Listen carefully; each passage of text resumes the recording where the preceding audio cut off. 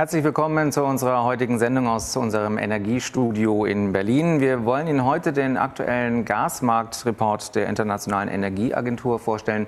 Mein Name ist Charlie Grüneberg, ich leite die Presse- und Öffentlichkeitsarbeit hier bei Zukunft Gas. Und den Report werden uns wie gewohnt die beiden IEA-Experten Jean-Baptiste und Gergely vorstellen. Wir sind schon sehr gespannt, denn die Preissituation, das wissen Sie alle, bleibt sehr angespannt. Gleichzeitig wird in Deutschland derzeit in Rekordzeit an neuer LNG-Infrastruktur gearbeitet. Insgesamt hat sich Europa zu einem deutlich wichtigeren LNG-Markt entwickelt als beispielsweise noch vor einem Jahr. Und der Gasmarktbericht bietet uns hier detaillierte Analysen und Zahlen zum Gasmarkt allgemein, aber auch einen Rückblick auf die erste Hälfte des Jahres 2022 und für uns natürlich ganz spannend einen Ausblick auf die beginnende Heizsaison und auf die nächsten Monate. Die Veranstaltung wird wie gewohnt aufgezeichnet, im Nachgang auf unserem YouTube-Kanal veröffentlicht und wir senden Ihnen die Präsentation der beiden Referenten, den Link zur Aufzeichnung und den Report selber später auch gerne zu. Wenn Sie Fragen haben, dann nutzen Sie dazu gerne den Chat oder die Handhebefunktion, gerne dann auch gleich in Englisch, denn unsere beiden Referenten sprechen mit uns heute Englisch. And so now I also will switch to English and I'm very happy to have you, Jean-Baptiste and Gergely, here with us. It is always very interesting to hear from you what has happened in the last weeks in the gas market. And as we all know, Germany is very active in this market at the moment to reduce its dependence on Russian gas. So Jean-Baptiste and Gergely, I would like to say the floor is yours. Thank you very much, Charlie, and good morning to everyone. Thanks a lot, and down to Zukunft Gas for having us today for this now quarterly presentation of our gas market report. So my name is Jean-Baptiste and I'm in charge of the gas market analysis at the International Energy Agency. And with my colleague Gergely, we'll go through the main findings of our latest publication this morning with you, share some of the latest developments and our view for the main challenges ahead of us for in the coming future. So to begin with, I'd like to start with a bit of a look back at the evolution of prices. This is something I guess you're all familiar with, but spot natural gas prices have experienced record high levels, both in Europe and Asia, after Russia's invasion of Ukraine at the beginning of the year.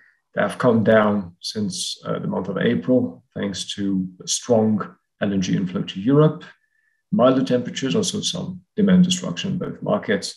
But since mid-June, as you can see, prices have jumped again to reach currently another record level in terms of both price levels and volatility in both markets. You can see there's a recent recovery on the Asian price side with the switching of the front month earlier this week.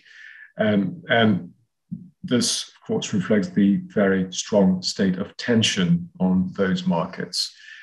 Speaking very briefly about the North American market, US gas prices have more than doubled since the time of the invasion mid-February. That was supported by stronger demand, both from the domestic market and also from the export market, as you are, I guess, very well aware that the United States is playing a very strong role in delivering LNG to Europe. And we have seen some slowing down and some easing on the US prices since mid of June with the shutdown of the Freeport LNG plant that reduced US export capacity. So if we're moving to the next slide now. Thank you. Focusing now on the evolution of trade and the role of liquefied natural gas. LNG has been instrumental in balancing Europe's supply over the past winter and since the beginning of the invasion of Ukraine. As you can see, global LNG trade increased by 5% year on year over the first half of 2022. That was principally supported by capacity addition in the United States, which account, as you can see on the left-hand side chart, for about 2/3 of global capacity addition. On the demand side, Europe has clearly emerged over the past year or so as a premium market for LNG due to higher prices. And the region saw its import increased by about 55% year on year for the first half of 22 compared to the previous year. This comes, as you can see on the right-hand side figure, mostly at the expense of non-OECD Asian buyers, and principally of China, where LNG imports dropped by about 20% year on year in the first half of 22. If we're now moving to the next slide, switching now to the shorter term forecast view of the evolution of LNG. Of course, the accelerated decline in Russian pipeline flows to Europe has put additional pressure on the global LNG market as European buyers further increase their short-term procurement. Our current estimate, as you can see on the slide, is that Europe could see its LNG imports increase by about 50 billion cubic meters this year, which is almost twice as big as global energy supply increment for 2022, which stands at around 25 billion cubic meters.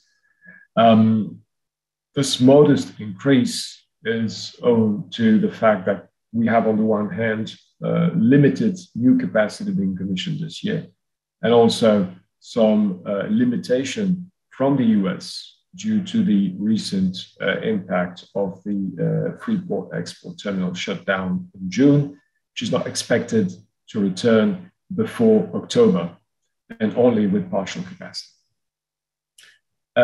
It is therefore likely to be a very tight market with a decline in LNG imports from non-European markets and some further risk of seasonal tension for the coming winter.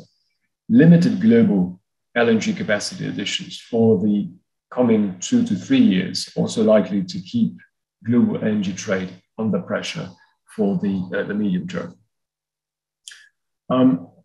Moving now to the next slide, we'll be looking at the impact in terms of the global gas consumption expected for this year. So as a reminder, we're coming from situation last year, 2021, where we had quite remarkable rebound in global gas consumption after the slowdown and negative growth of 2020 under the lockdowns. We had about 4.6% increase globally, which was quite remarkable. And our expectation at the beginning of the year for 2022 was a modest 1% increase. Of course, the turnout of the invasion of Ukraine and the current tensions on physical supply and prices have led us to revise this forecast to a negative contribution this year, about 20 BCM lower, or 0.5% negative growth for 2022. The bulk of this revision comes from Asia due to high gas prices, also downgraded economic environment and the impact of the COVID-induced lockdowns in China. Europe's demand has also been revised downwards in order to account for the strong pressure on supply and prices resulting in demand destruction. So as you can see, the bulk of this negative contribution comes from Europe. We're also expecting negative growth in almost all mature markets, with the exception of North America, where there is a strong contribution coming from US power generation. Asia Pacific is also expecting to see some net demand growth, but it's much more modest than what we've seen in the previous years. If we're looking now a bit further ahead in terms of medium-term growth, and we're moving to the next slide, please. Thank you. So we're expecting gas demand globally to decline this year, about minus 0.5% year on year, and then progressively to increase in the following years, but remaining quite modest to reach about 1.5% growth by 2025. Gas consumption in terms of sectoral breakdown, which is the middle figure on the slide, is heavily concentrated in the industrial sector, which delivers about 60% of the expected growth in global gas demand to 2025. Of course, uncertainty remains high on this contribution, as industrial activity is particularly vulnerable to high energy and raw material prices. In terms of regional distribution, as you can see on the left, on the right-hand side, demand growth is geographically concentrated, with two regions accounting for close to 80% of the global increase. The Asia-Pacific region alone accounts for almost half of global gas growth to 2025, followed by the Middle East with about a third. The balance comes from North America and Africa, whereas the consumption is expected to broadly stagnate in Eurasia and Latin America and decline in Europe. This forecast marks a quite substantial evolution compared to what we had anticipated in the previous edition of the medium-term gas report. So if we're moving to the next slide, you can see that this is not expected, this negative growth and slowdown is not expected to be a one-off event. Of course, as the current tight supply and high gas price environment is putting a strong pressure on gas demand. We have revised downward the whole demand curve for the next 3 years, as you can see on the right-hand side, moving from an average growth rate of above 1.5% last year for 21 to 24 to slightly above 0.5, about 0.6 in this year's forecast. One important thing to bear in mind, though, if we move to the next slide, is that this slower growth in gas demand is not resulting from an acceleration in energy transition away from fossil fuel, away from natural gas. On this picture, we have broken down the impact of gas demand growth in different drivers in different regions and compared it with last year. So last year is the light blue bars and this year is the dark blue bars. So as I showed earlier, the growth expectation has been axed by about 60% compared to last year globally. As you can see, if you look at the breakdown per demand driver, about 80% of that reduction, slowdown, comes from a combination of lower economic activity on one hand and lower switch from coal and from oil to gas. So the more, I would say, positive drivers of slower gas demand, which are switching from gas to electricity, particularly to renewable electricity, and higher energy efficiency, only account for 20% of that major revision slowdown in gas demand growth expectations. In terms of regional breakdown, which is at the bottom of the chart, you see that mature gas markets account for about half of this revision, which means that markets in which gas makes a direct contribution to transition, short-term direct contribution to transition, account for about half of that slowing down. The conclusion, of course, is that additional energy transition policies need to be implemented, especially in mature markets, in order to further accelerate the transition to low carbon fuels, including low carbon gases, in order to contribute to ease the pressure on the global gas system and help to displace gas flows to those non-mature markets in Asia and other regions where natural gas makes a direct contribution in reducing the carbon footprint of the energy industry by displacing coal and oil. So moving now to the next picture is now the quick glimpse at the view on the supply side. Last year, 2021, global gas production increased by about 4.1%, which was supported by market recovery, but was hampered by a series of planned and unplanned outages that contributed to limiting the output in several producing and exporting countries. The resulting market tightening was further exacerbated by the drop in Russian flows to Europe, in spite, of course, of available production and transport capacity.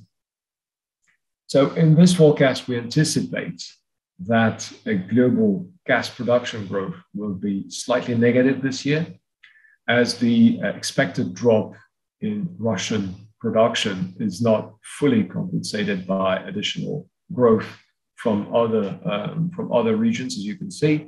And for the following years, we do expect only modest increase in global gas production, coming principally from the Middle East and from North America. Among those players, the United States is expected to keep having a leading role in the trend, with an average 2% growth in the foreseeable future, supported both by limited domestic development, but mainly by export markets, and mainly by LNG export markets.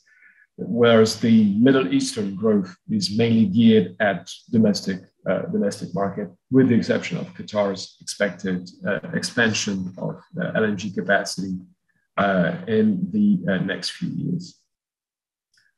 One last word before I turn to my colleague Gergely and the spotlight in Europe would be to emphasize some findings on the global LNG trade. So in the next figure, you'll see our expectation for global LNG trade for the next 3 years.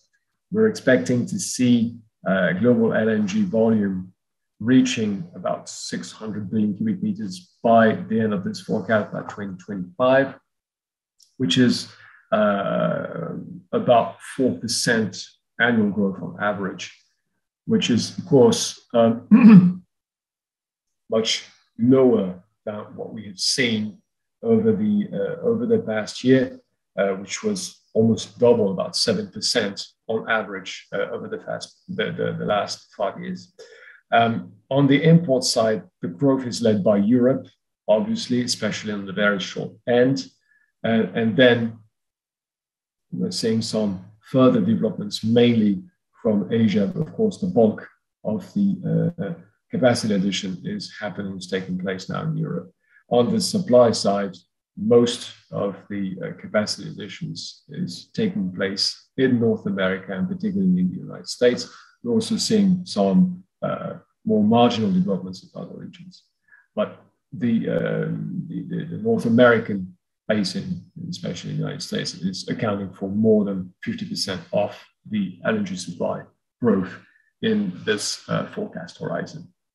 So I would like now to hand over the floor to my colleague Gergely, who will give you a bit more details on the European dimension of this forecast.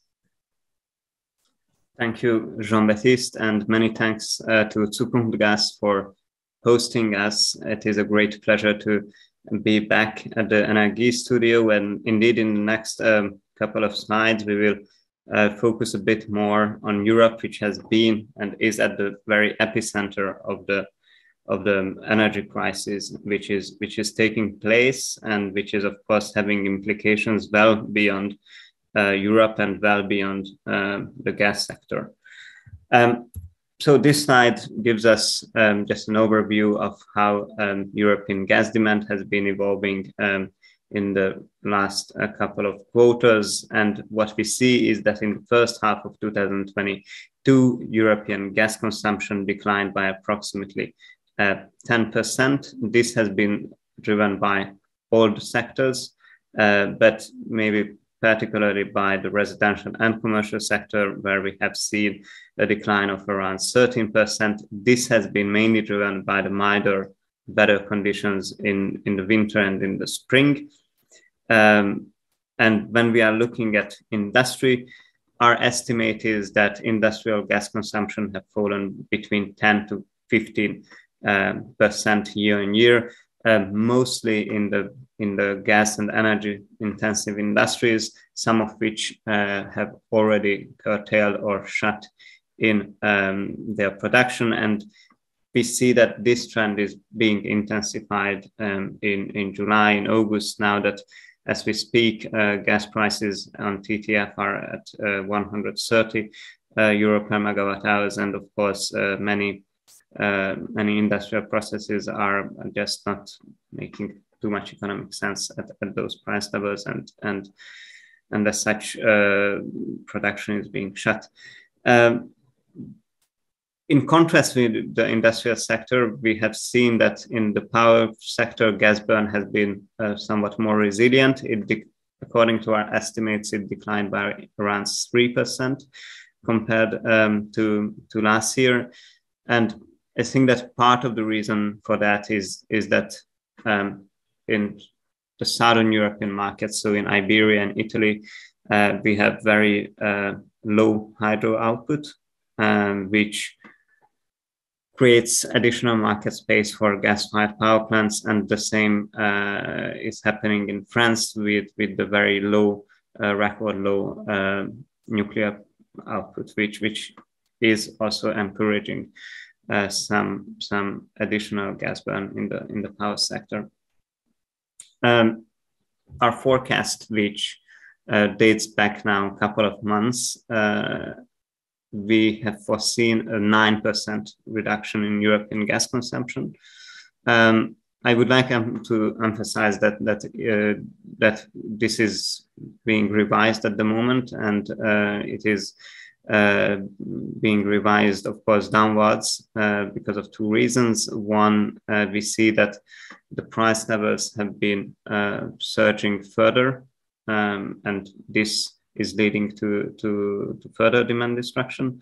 And the second is that the European Union has adopted a target to reduce gas consumption by 15% between the August to April 2023 period. Now, following the demand side, this slide gives us a look on what is happening in terms of supply dynamics. And here, obviously, the most important part is the red bar. Russia's pipeline supplies into OECD Europe, which have been down by about 1/3 compared to last year in the first half of this year. In absolute terms, this translates into around 30 BCM. And again, this is something which has been intensified since mid-June, when Russia started gradually reduce its supplies via Nord Stream, which is at the moment running at around 20% of its capacity. Now, in contrast with Russia, all the other suppliers have been increasing their deliveries to Europe. When we are looking at Algeria, it has increased its exports via the Transmed and Medgas pipelines by around 6%, although the non-availability of the Maghreb-Europe pipeline and the lower flows from Libya depressed overall flows from North Africa. But when we are looking at Norway, we see that supplies have been increasing by around 8%, and they are running at nameplate capacity. And the same goes for the Trans-Adriatic pipeline, which brings additional Azeri gas to the European market. But it has been really LNG which has been making the sort of heavy lifting in terms of replacing or offsetting the decline in Russian supplies. We have seen that LNG inflows into the EU surged by around 60% to over 50 BCM in the first half of the year, which is an absolute record, of course. And what is also quite important to note is that around 3/4 of the incremental LNG was supplied by the United States, which reinforced its position as Europe's largest LNG supplier. And this slide just, shows us how changing are things, because June and July have been the first 2 months ever when US LNG overtook Russian piped gas deliveries to the European Union. Of course, the main story behind this is that Russia has been reducing, as we said previously, supplies by Nord Stream, and actually in July, Russian supplies dropped to just 3.5 BCM, which is the lowest level at least in two decades. Now, the flexible US LNG is of course playing a key role in offsetting some of the impact of lower Russian supplies, but it is also true that alone it would not be sufficient to offset the overall decline of Russian gas into the European Union. Now, maybe one word on gas storage, which is of course an extremely important topic as we are moving closer to the start of the heating season. I think that first of all, it is important to highlight that since April, storage injections have been 17% above their 5-year average. And as such, Europe has been significantly reducing its storage deficit. At the moment, we are just in line with our 5-year average. European storages are standing at 75% of their working capacity.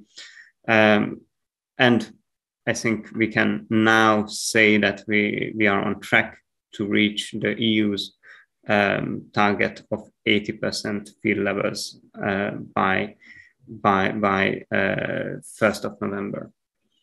Now, this being said, our analysis shows that even if storage levels would reach 90 to 95% field levels by the 1st of October, if there would be a full supply cut from Russia, and this is not something anyone can exclude, in that case, we would still see heightened risk of supply disruption in the second half of the heating season.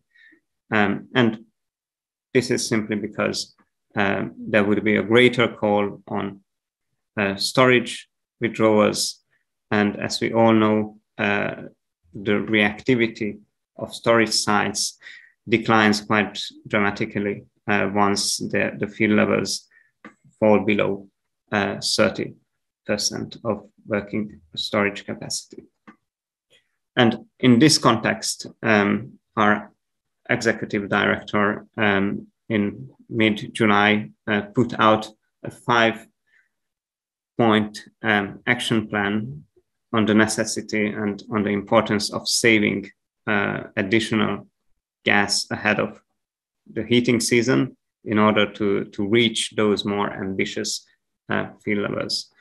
I just would like to recall us that this is including the introduction of auction platforms to incentivize EU industrial gas users to reduce demand, minimize gas use in the power sector, enhance coordination among gas and electricity operators across Europe, and of course bring down household electricity demand by setting cooling standards and controls. And we also would see that there will be a need to harmonize emergency planning across the EU at the national and the European level. So now we would like to take a step back and discuss a bit on Russian gas and how it is sort of could be phased out from the European energy mix. This slide gives us a bit of a historical perspective on how the share of Russian gas evolved since the last 2 decades. And I think that what is quite impressive here is that we have seen a number sort of red flags through the 2000s. We have had supply cuts by Ukraine. There was, of course, Russia's annexation of Crimea in 2014. And despite all these red flags, the share of Russian gas in EU gas consumption has been increasing, and actually it reached a peak of 47% in 2019. Now it has been going down now to around 40% in 2021. But this is partly because Gazprom has been pursuing a very particular strategy we labeled as artificial scarcity, so sort of withholding volumes and not supplying Europe at its capacity. And this is, of course, something which is being intensified this year. And according to our forecast, the share of Russia could drop to just 25% this year, the lowest in the last 2 decades. And when we are looking forward, we have 2 outlooks. In the base case, Russia's share declines to just 20% by 2025, following the gradual expiry of the remaining contracts. But we see that there is also room for an accelerated and still orderly phase out for Russian gas, which would bring down the share of it to below 10% by 2025, and as such would put the EU on track to phase out Russian gas by 2027. And this slide sort of gives us the building bricks of this accelerated and orderly phase out. And maybe just what do we mean by orderly? We mean 3 things: is that there is limited harm to the economy, there is no substantial increase in emissions, and the security of supply is not undermined. So considering the limited additions to global LNG liquefaction capacity over the 2022-2025 period, any increase in EU LNG imports beyond the 120 BCM per year, which is in our base case, would further tighten the global LNG market and would have negative repercussions for more price-sensitive importing regions. And this would also provide some additional upward pressure on European gas prices and contribute to additional revenues for Russia. So in this context, an accelerated phase out of Russian gas should primarily focus on reducing gas demand and scaling up domestically produced low carbon gases. It would also include more rapid deployment of renewables, heat pumps, and behavioral change, which could reduce gas consumption. Altogether, these measures could reduce Russian gas imports to just 30 BCM per year by 2025. And most of the remaining demand for Russian gas would be concentrated in the landlocked Central and Eastern European countries, which have historically been the most dependent on Russian gas. Two quick reflections on the impact on Russia itself. Russia's brutal invasion of Ukraine cast a long shadow over Russia's upstream developments. Sanctions are limiting access to major capital markets and key energy technologies.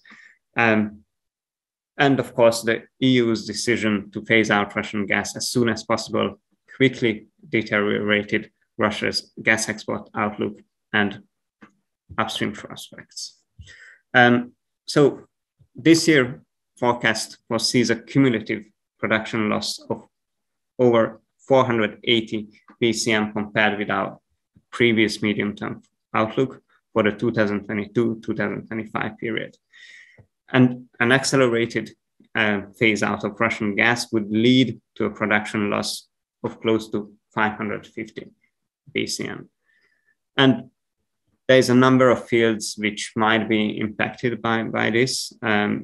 In our outlook, we consider that only one train at Arctic LNG 2 project will come online, leading to lower production levels at the Utrinye field. The EU's decision to abandon Nord Stream 2 potentially will impact the outlook for the Karasave field and for the Bovanenkovo expansion project. And considering the current sanction environment, this forecast also does not include the 18 BCM per year Baltic LNG project, which itself would have implications on the Tambay field, previously expected by 2026. The picture is slightly different for East Siberia, where we still see that the Chelyabinskaya and Kavitskaya fields will reach their nameplate capacity by 2025, feeding the power of Siberia pipeline system. And in addition, the Yuzhno-Kirinskaya field is also expected to be commissioned between 2023 and 2025 to enable gas deliveries to China via the Far Eastern route. One last point on Russia. There is a lot of talk about Russia's ability to switch away from Europe and to turn to the Asian markets. This slide gives us just an idea how challenging will be to replace the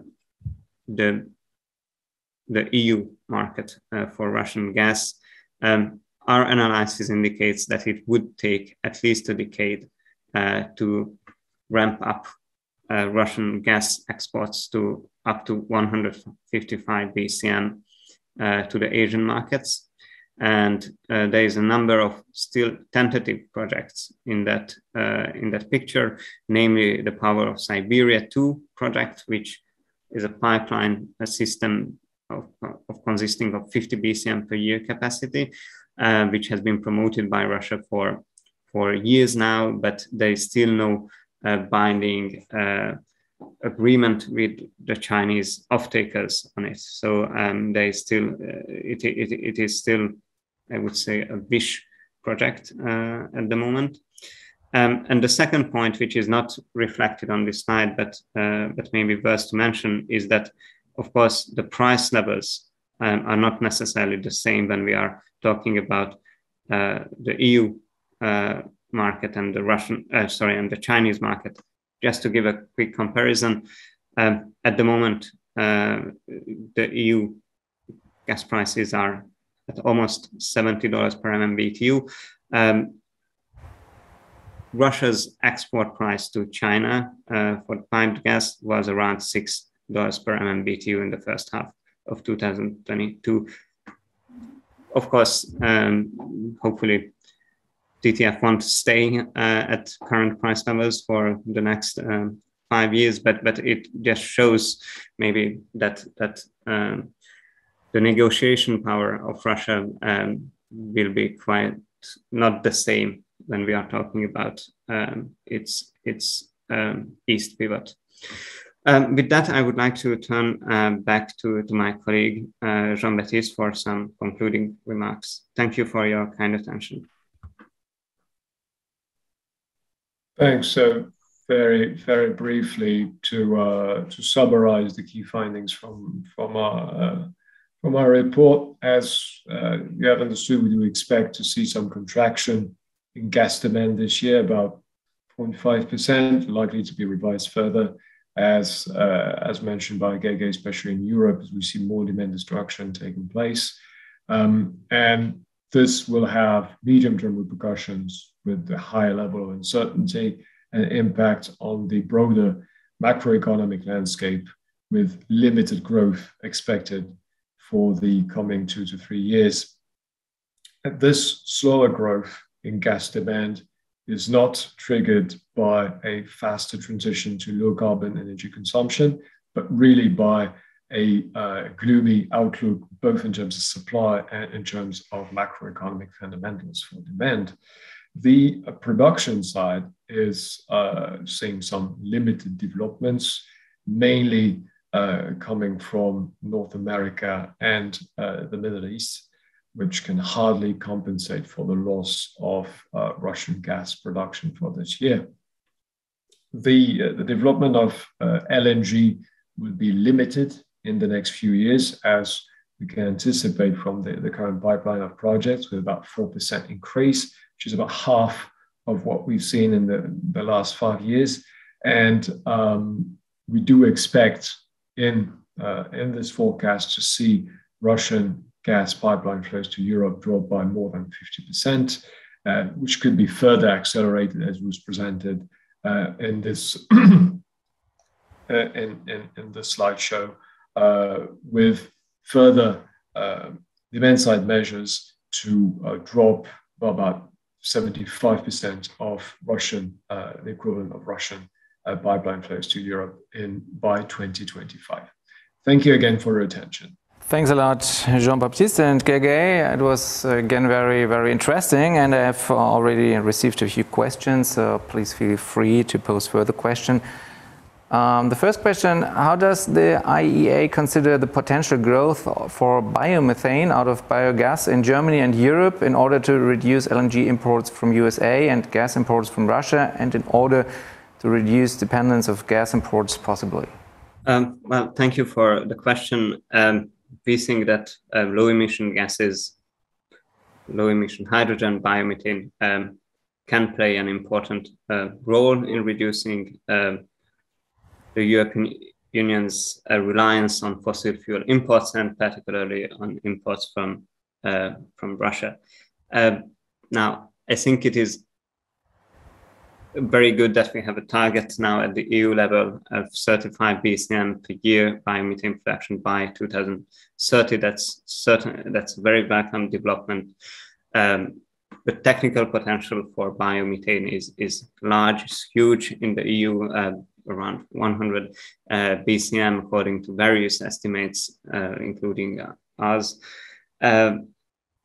I think it is important to bear in mind that there are certain lead times in these projects, both for low-emission hydrogen and biomethane, and it will take years to scale this up. So in our medium-term forecast, which goes to 2025, we have less ambitious biomethane production numbers included. In our base case, we have around 5 BCM of biomethane production in Europe, and 10 BCM globally. At the moment in the EU, we have, I think, just 3 BCM of biomethane produced a year.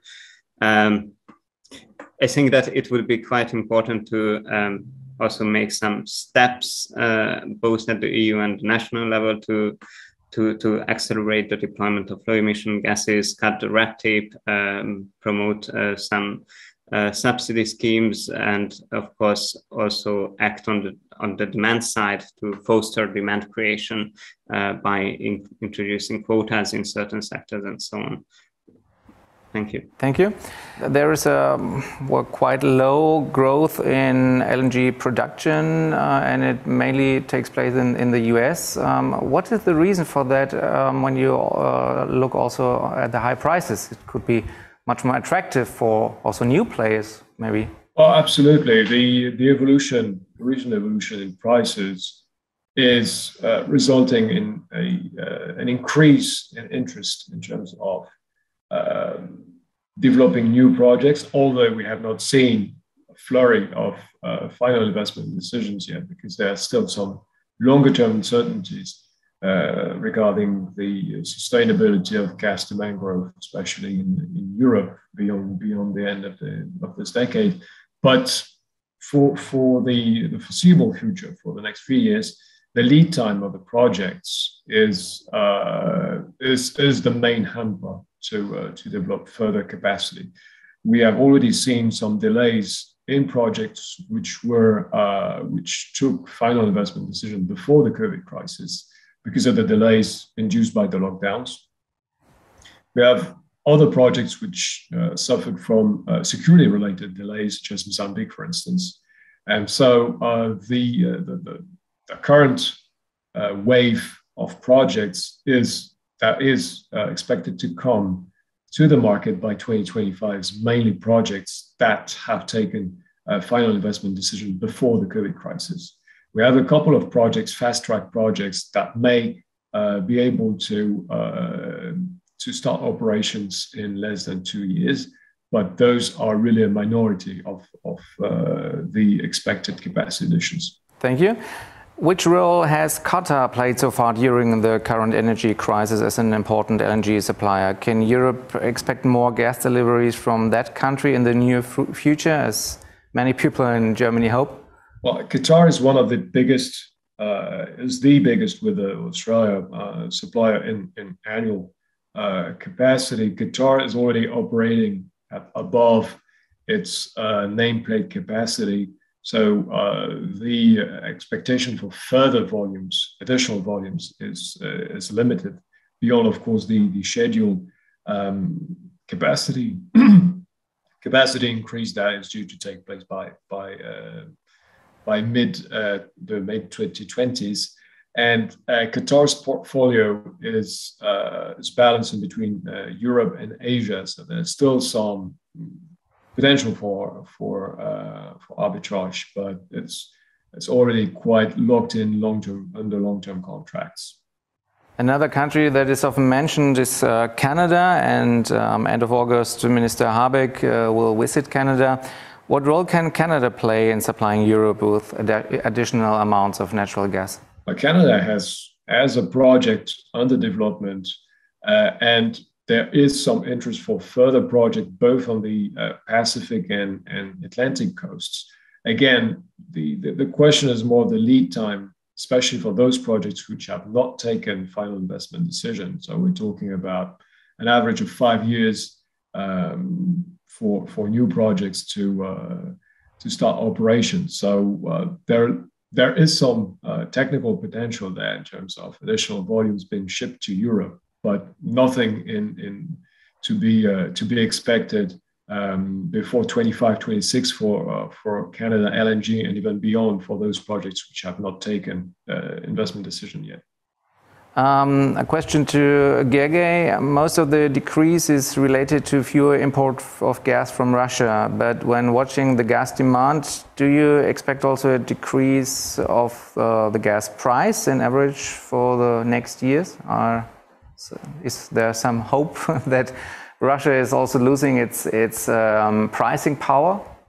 So first of all, we are not doing price forecasts. We are taking the forward curve as a guidance.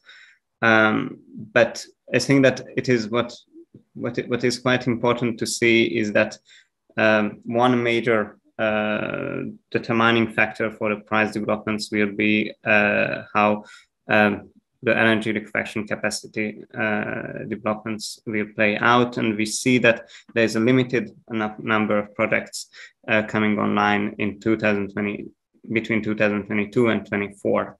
And if we combine this with the EU's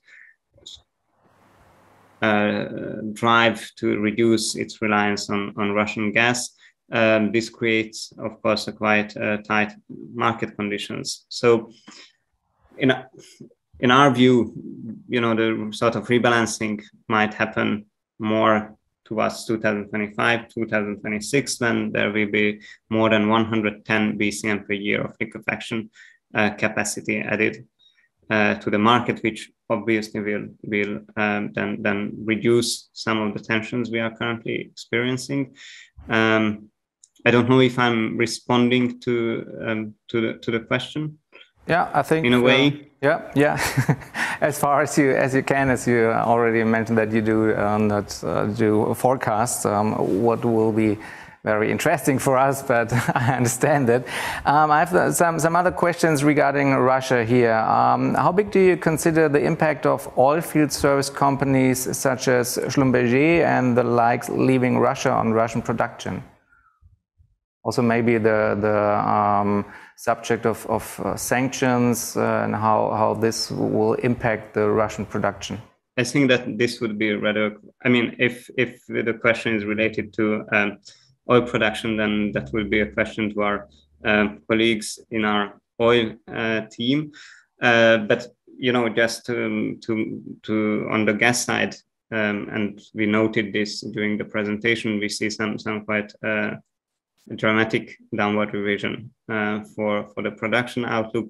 We see that some of the products are not able or will face significant delays in being commissioned, especially the sort of high-tech gas products such as the energy export products. But I mean, I would not feel comfortable to comment on the oil side. Thank you. Well, I think the question was also directed that on the gas side, because these companies or similar companies are often active on gas sites. But yeah, thank you so far. Another question that is often discussed here in Germany, Gergely, how do you access Nord Stream 2 as an intermediate measure to increase gas supply to Europe? That's a very, very good question, and maybe I don't know. You probably have seen this, but there have been some polls recently about showing that around 66% of the population would not mind to receive some gas via Nord Stream 2. But of course, and again, this is probably a very politicized question, but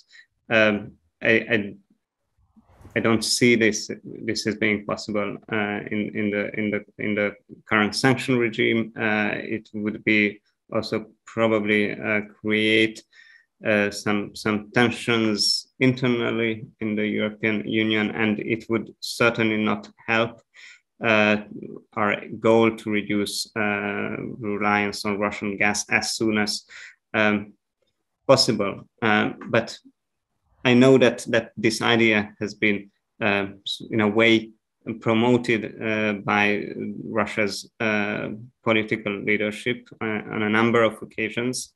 But yeah, I don't necessarily see this as a realistic option at the moment. Okay, thank you. You also mentioned the Russian projects regarding its activities in the direction of Asia, and there's one question: how easy could Russia reroute its EU gas streams to China or Asia? Because as I learned, there are different fields connecting Europe with Russia and Asia with Russia. Yes. No, that's perfectly correct. It is possible to reroute, of course, the energy flows from the Yama product, which currently goes to the European market towards Asia, with somewhat higher shipping costs, but this is possible. When it comes to the piped gas, the West Siberian fields, which are supplying the European market, they are not connected to the Power of Siberia pipeline system, and as such, flows cannot be rerouted. And this is sort of the idea behind the Power of Siberia 2 project, to sort of connect those fields towards the Chinese market by transiting through Mongolia. This we are talking about a pipeline system of 50 BCM per year transport capacity. Again, Russia has been promoting this, or Gazprom has been promoting this project for over a decade. In order to proceed with a final investment decision, there would be a need to have a long-term supply contract. And so far, the Chinese companies haven't signed up for such agreement. So I think this is still under negotiation. Mm-hmm. Okay. Unfortunately, we only have a few minutes left, so I would switch again to some LNG questions. Are the German projects for LNG terminals included in your forecast? Yes, they are. Okay. And there was another quite interesting question regarding, there is a limitation in the number of LNG transport ships. Do you know anything about the availability of building new ships related to limited base materials which are needed? The LNG shipping market is mainly structured by long-term contract price. So the spot market is quite limited in terms of its share of the global shipping capacity. We have seen prices slowing down quite dramatically, especially since the closure of the Freeport export terminal in June. They are now currently below $100,000 per day, because in spite of the high spot prices, there's not so much of a physical tension on the LNG market. This being said, there are some signs that prices are building up for the coming winter, with the expectation from the market that shipping prices will increase, and the limited availability of vessels to be hired for the coming winter season is increasing. So to answer your question, to make sure that there are some additional shipping orders firmed in the order books, have to make sure that there is a willingness from the ship owners either to have locked in some demand under long-term contracts, or they are risk adverse enough to take a bet on the evolution of spot prices. And again, as we see them today, they're not as high as they have been in the past to trigger some speculative orders. Okay, thank you. Thank you, Jean-Baptiste. Thank you, Gergely, for these fruitful insights in the international gas market. It was again very, very interesting, and we are looking forward to the next report in 3 months. Und auch an Sie, liebe Zuschauerinnen und Zuschauer, vielen Dank für Ihr Interesse, Ihre Fragen und dass Sie uns heute hier mit uns diesen Report uns angeschaut haben. Die Präsentation und den Report selber werden wir Ihnen im Nachgang zu dieser Veranstaltung zuschicken. Und dann bleibt mir nur Ihnen noch einen erfolgreichen Tag zu wünschen und eine erfolgreiche Restwoche, und bleiben Sie gesund.